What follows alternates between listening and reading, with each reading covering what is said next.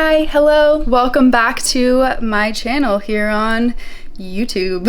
I usually keep things light and cheerful, however, this video is not that. It is a bit of a heavier subject matter, so I did think it was important as I am reviewing this video and editing it to throw a clip here in the beginning. So this is me in the future. It was a very draining experience to film it, I might add. This video could be triggering for anyone who is a bit fragile or in a shaky mind state with anxiety. I don't want to trigger anyone, so I did want to give a little warning here at the beginning. I do go into detail about having a panic attack and things like that. If you are not in a good mind state right now, it might be better to click away. However, I do think it's important to talk about our experiences with anxiety, mental health. All that stuff is important, and if you are seeking information and hearing people's stories, then perhaps this could be helpful for you. I am speaking strictly from my perspective and my experiences and how I talk to myself in my head now and how I changed my mindset to overcome some of the hardest moments with anxiety that I personally have experienced. I'm in no way a professional. This is all very personal. I do also want to thank Thrive Market and Moon Juice for sponsoring this video. Toward the end of the video, I go into some of the products that I lean on nowadays that really help me when I feel that I'm struggling again. I just wanted to call that out. I was planning on making this video anyway. I've been planning on making this video for 6 years, but getting to work with brands that I love and that I use every day is the cherry on top. Without further ado, buckle up because it's gonna be a wild one, but I just wanted to throw this in there at the beginning. Here we go.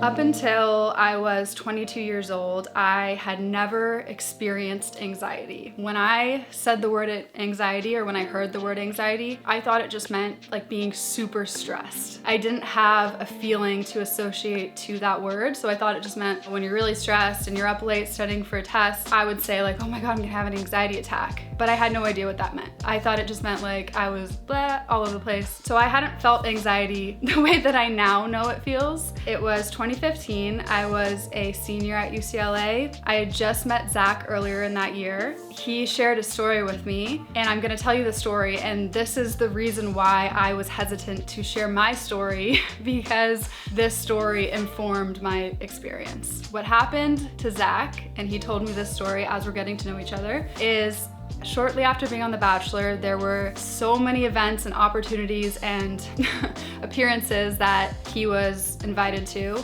So he went through a kind of phase of going to all these different events and traveling a lot and going to all these parties. And he was flying back from a kind of weekend trip to Vancouver, I believe. He was in the airport. He was with his best friend Robert, who's also on the show with him. He's at the gate and he's a little bit strung out, exhausted, running on almost no sleep, having been to all these parties over the weekend. And I think he even was chugging a big coffee and feeling kind of out of it. They're at the gate in the terminal, and all of a sudden this kind of feeling comes over Zach where he loses his control over his body. He just sits down on the seat and he starts to like tense up.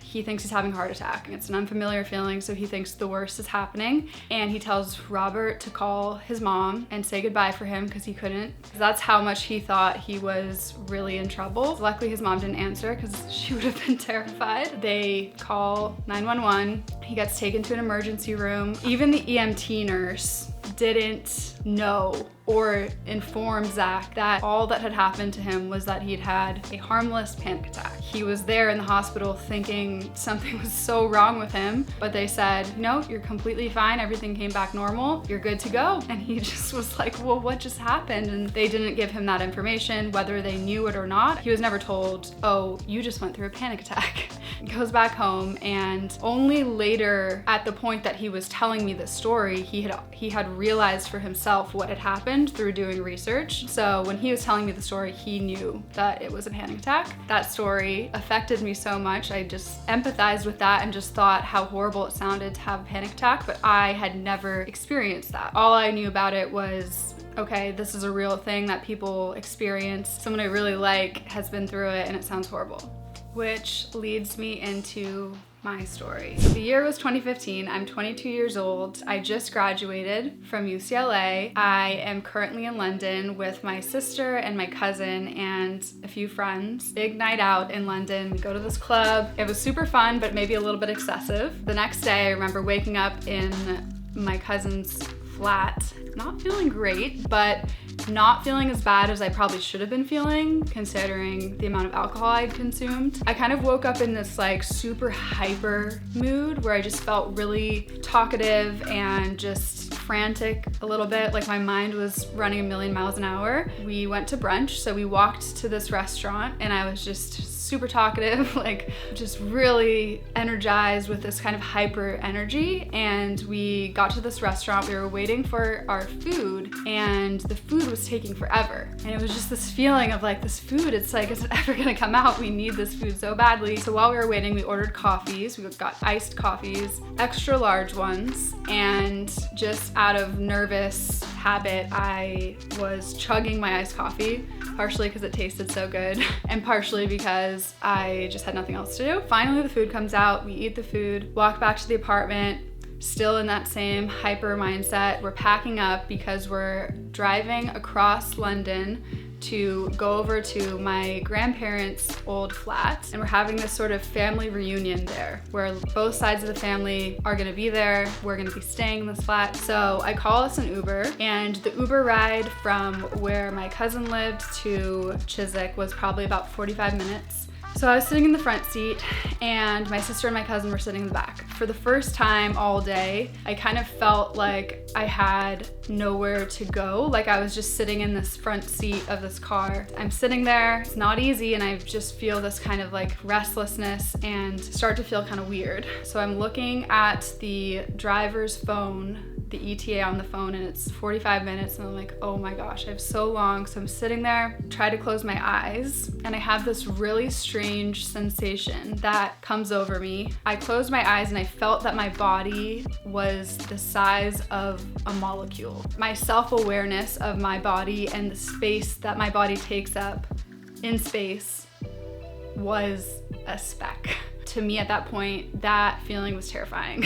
I'm just sitting there and it kind of is like swelling up inside me, this weird, I don't know what it is, this weird feeling. Every now and then I'm looking at the phone to see how much longer the drive will take, and I just keep doing that, and that's adding to this, I didn't know what to call it, but I do now, this anxiety that's consuming me. I'm sitting in the car, it's getting worse and worse, it's getting more and more intense, this feeling that's coming over me. My hands feel weird, a little bit numb, I don't feel like I'm in my body, and it's increasing and increasing and increasing. The more I look at the phone, the more I feel like I have forever until we're gonna get to this destination, the more it fuels that feeling. At a certain point, I was just holding on for dear life. It felt to what? I don't know, but it felt like I was holding on the edge of a cliff, and I didn't know what was on the other side, but I knew it was bad. And I knew that no matter what, I had to hold on. We're finally pulling up to this street in Chiswick. It's like this square, there's a park in the middle, there's lots of shops and people walking around. Up until now, I've just been holding on to that edge. And right when we pull up to the sidewalk, all that effort that I put in just grasping onto my last bit of sanity, I could no longer grip. My last word, I didn't die. This is so dramatic. My last words that I said to my sister, I just said, Izzy, I can't remember how I said it, but however I said it, it terrified her. And she was like what? I just got out of the car, and I don't know how I got there, but I was laying on the street. It rushed over me, this, I can't find the words to explain how it felt, but it felt like this doom, like the worst feeling, the worst hopelessness. I was not in my body, I couldn't control my body. It just felt like this darkness, this horrible, horrible sensation comes over me as I'm laying there, and that's the best that I can do to describe it because I don't really remember much other than not being in control and having a very confused Uber driver standing nearby, my sister and my cousin like standing over me, so terrified and worried what was going on, and lots of passersby also worried. And my mom and my aunt came down because my family was all inside the flat, and so they all came down. Luckily, I have a very soothing mother and very calming aunt, but they picked me up and they took me up to the flat. I lay in bed the rest of the day in this kind of aftershock state, trying to understand what had just happened, sort of having Zach's story in the back of my head. In my head, I thought because I had heard this experience of what Zach went through, it somehow was contagious and it gave it to me. That's not how anxiety works. Although I do think you can be triggered, but at that time, that is what I thought, which is why I wanted to preface this video with saying that it could be triggering. After that day, I spent a lot of time researching anxiety. I did a huge deep dive of researching, watching people's videos, watching people film YouTube videos as they're having panic attacks. That was definitely not good to watch, but also some videos that I felt were really helpful and good to watch, like hearing people's stories, listen to lots of podcasts about what it is that our body's doing when we feel anxiety. Right after it happened, like the rest of the summer, it wasn't like my summer was canceled. I just moved on. I went on some trips. Zach and I went to Bali. We did lots of things. It was a part of me and I had changed a little bit, and what was happening inside my mind had changed a lot. This is the next phase of my anxiety journey. I was so isolated in this whole experience, despite having done lots of research, that I convinced myself that I had invented a new type of anxiety, that anxiety about anxiety was what I had, and that it was something that I carried with me from that day on. I would be constantly checking to see if my hands were tingling, just checking in with my brain, having this fear that I would find myself on that cliff again, especially when I was traveling and when I was busy. I didn't really have time to think about it, but it was always there.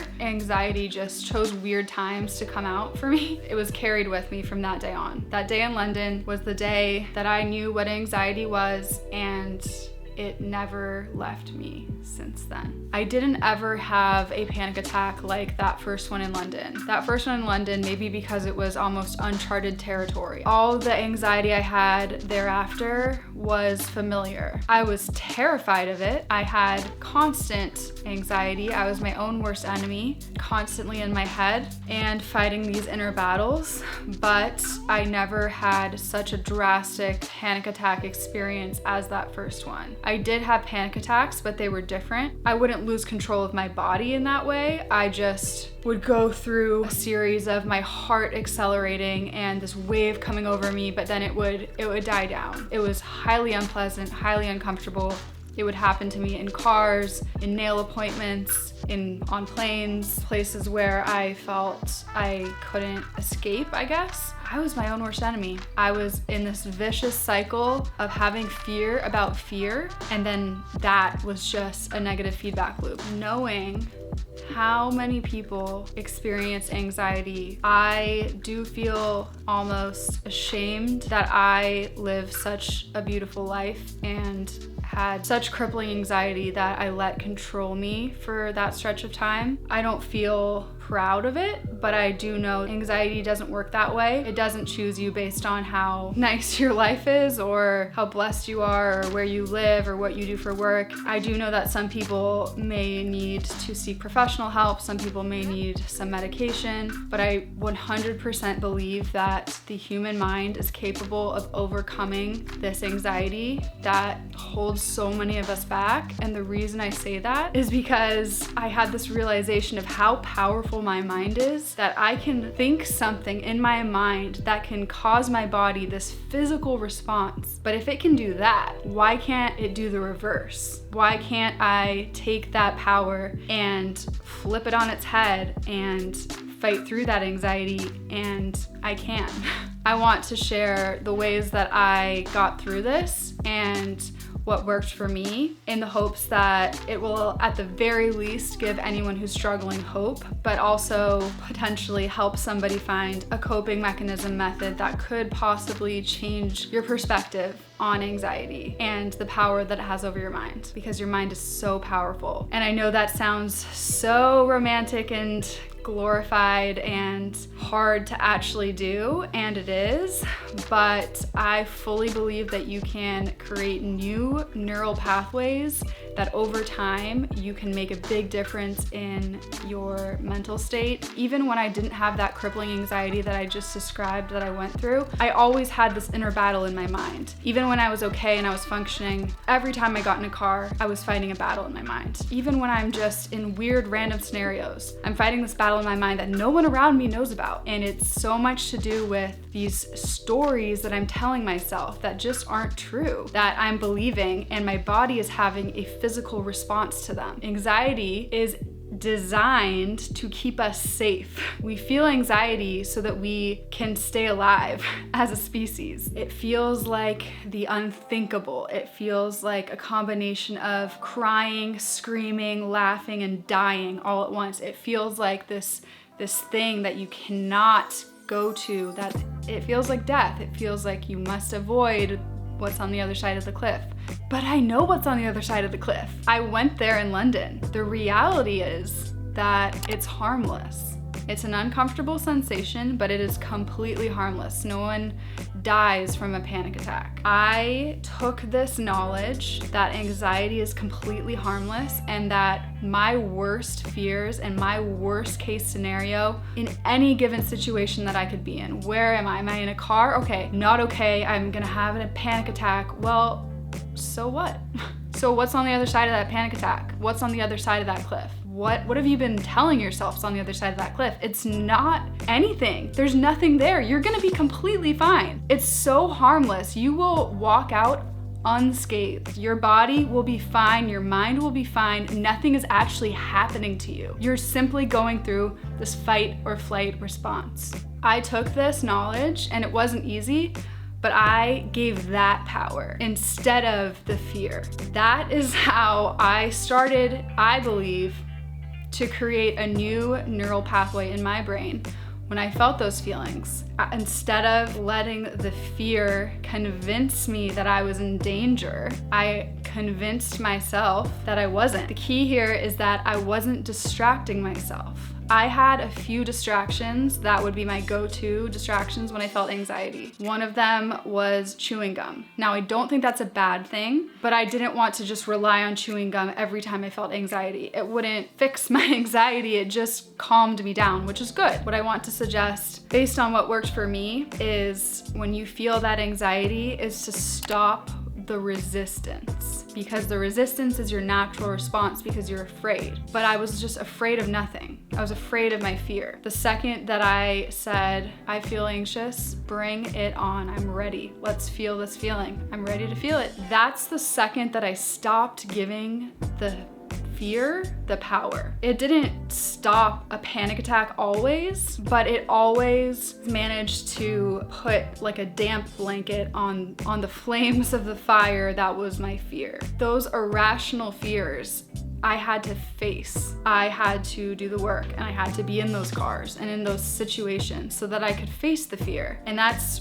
really very uncomfortable. But that's how I slowly but surely over the course of the last 6 years have come to a place where when I feel anxiety, I don't give it that power anymore. If you can feel safe in your own mind, that is where you want to be, because then no matter what you feel, you know you're not going crazy. As much as your mind's gonna try to convince you otherwise, the anxiety is gonna tell you some ridiculous story, you're not gonna believe it. You know the reality, and you know it's harmless, and you know it'll pass. The chances are when you flip the script like that, it's gonna pass a lot sooner. And the more that you do that, the neural pathway, the new neural pathway gets carved out. You'll look back one day and you'll realize that you've come so far. And that is my story, my personal story of how I got through this crippling anxiety that was so embarrassing, that I fought in my head every day, and that I'm finally telling you the story. I know that everyone has varying degrees of anxiety, and some are probably beyond what a simple mind exercise can help with. I'm by no means saying that this is a cure-all for those cases, but for anyone who had a similar situation to me, it could be helpful. I would also like to share a few things that I do now, because it is impossible not to feel anxiety, in my opinion, in today's climate, social climate, especially on social media, man, that place is not what it used to be. There are some days where I feel so anxious. I can't look at my DMs because I will be triggered. On those days when I feel really fragile, there are some things that I like to do that help me manage my stress and my anxiety. The first thing I want to touch on, did a bad job of avoiding this during times when it was literally rocket fuel for my anxiety, is coffee. Coffee is not what you should be drinking when you are suffering from crippling anxiety or even moderate or mild anxiety, because coffee has a tendency to just exaggerate that feeling. I know it did for me. Like a sip of coffee sometimes would send me into doomsday. I remember being so sensitive to coffee and yet drinking it anyway, which was so ridiculous. So please don't do that, because there are alternatives to coffee if you just like the comfort of having coffee that you can turn to when you have bad anxiety. There's a brand called Sama Tea, which was created by Jay Shetty, and he has some amazing adaptogenic tea blends that kind of give you a boost and may have a little bit of caffeine in them that can give you that energy and also that comfort of having a warm beverage. Another amazing supplement that Zach and I have been obsessed with for years now is called Super You by Moon Juice. Super You is an adaptogenic blend as well, but it's in a capsule. It's a great way to get that kind of boost that you need to energize you throughout your day while managing stress. Because of the adaptogenic blends in Super You, it is designed for stress management so that you're not feeling all strung out and wired from coffee. I feel that when I take it, I have that focused clarity feeling that I sometimes get from coffee, but without the wired, jittery feeling, because what Super You has in it is 4 potent adaptogenic blends that help to manage stress. They help your body cope with feelings of stress as they arise and kind of help you balance it out. It is completely bioavailable, meaning that when you take it, your body can actually use the ingredients that you are ingesting. You just take 2 every day. Zach and I swear by it. Another amazing product from Moon Juice that I love for de-stressing, especially at the end of the day, is their magnesium. It is a powder that you mix into water. You drink it at the end of the day or even in the middle of the day, whatever you need, but it really helps you to relax, chill out. It also can help you with your digestion. A lot of people love it for that, but I love it for just that feeling at the end of the day when I just let my body relax and my mind is running a million miles a minute. A lot of these supplements and health products I always order from Thrive. Thrive is an online marketplace that has so many amazing supplements, groceries, pretty much everything. Thrive Market has 2 different membership options. They have a 1 month and a 12 month. I go for the 12 month because it comes down to $5 a month and you're saving so much more than that every time you order. Like, the prices are amazing. Click the link in my description box to check out Moon Juice and other great brands on Thrive Market. If you join today, you'll get 40% off of your first order and a free gift, which we love free gifts.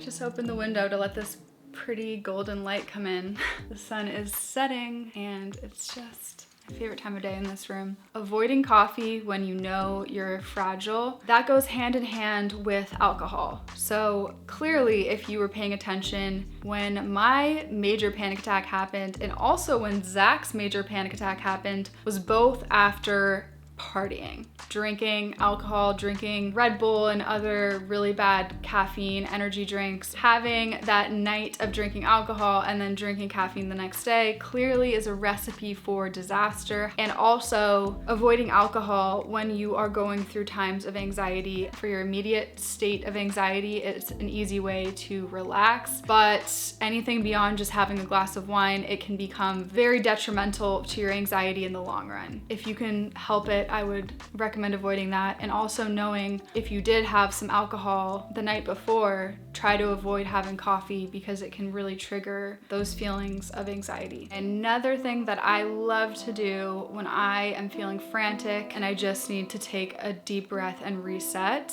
I love to take an essential oil. So I have these in all my bags. I keep one in my car. I like to take a little bit of essential oil, put it in the palm of my hand. Lavender, peppermint, or any of those blends is perfect for this. And then you just